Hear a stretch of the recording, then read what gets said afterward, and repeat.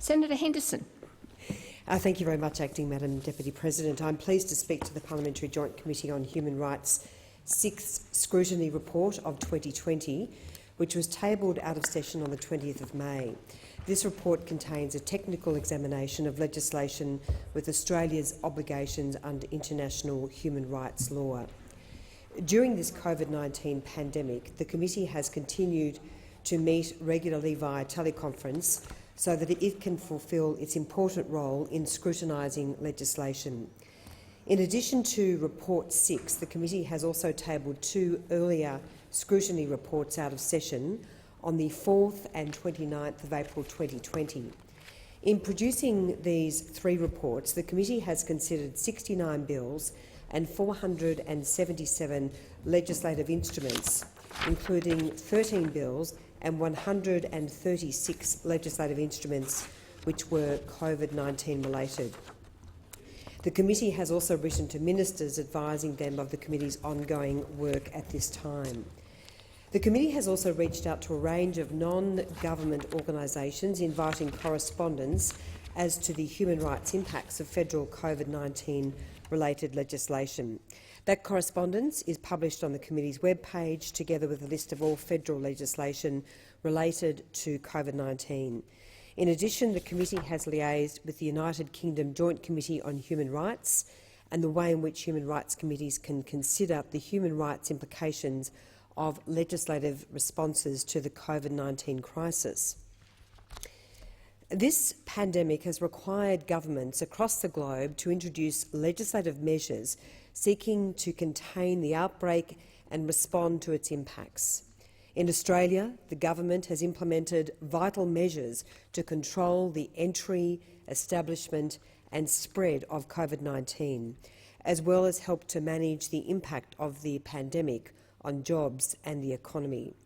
The committee considers that such measures promote a number of human rights, and I might add also that I am incredibly proud of the way in which our government has responded to this pandemic, as I've already put on the record. In particular, measures taken to control the entry, establishment and spread of COVID-19 promote and protect the rights to life and health. The right to life requires the state to take positive measures to protect life.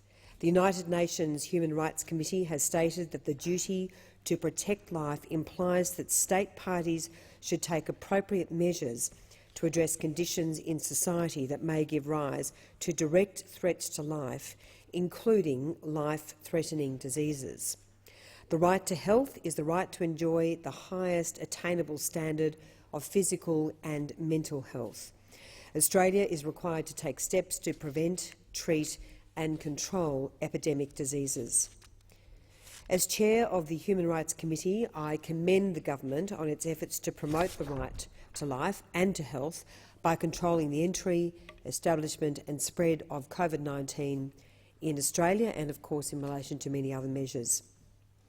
The committee also recognises that legislative measures taken in response to this pandemic may limit human rights, including, for example, the freedom of movement and liberty, privacy and equality and non-discrimination. This is a natural consequence of the need to control and limit the spread of a highly contagious and potentially deadly disease. International human rights law recognises that reasonable limits may be placed on most rights and freedoms, even in such times of emergency.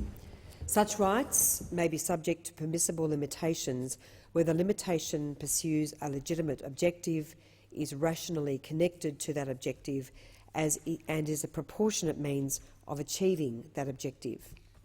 In assessing the COVID-19 related legislation, the committee considers these matters, and where it does not have sufficient information to make this assessment, it seeks further information from ministers.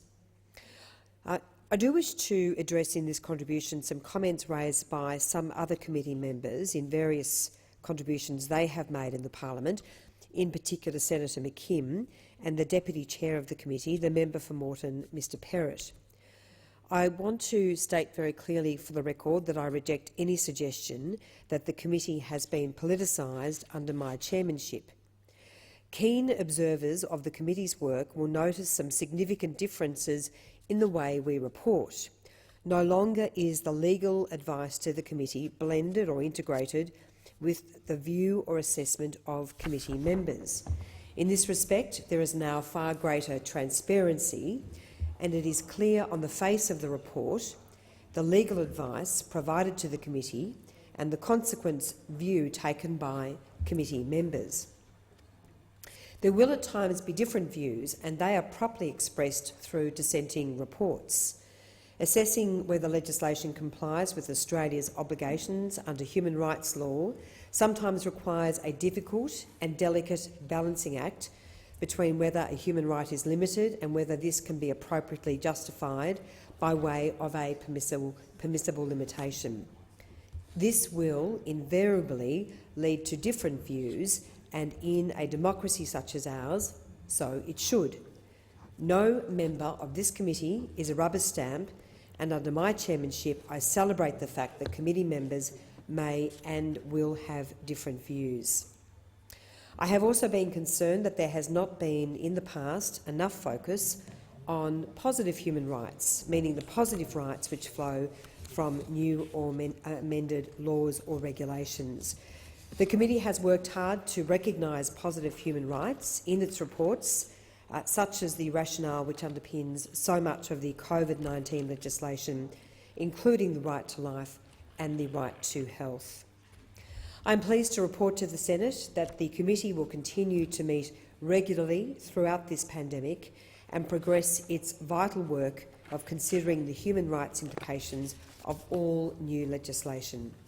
I encourage all parliamentarians to carefully consider the committee's analysis of COVID-19 related legislation and other legislation in each of its reports. With these comments, I commend the committee's report number 6 of 2020 to the chamber. Thank you.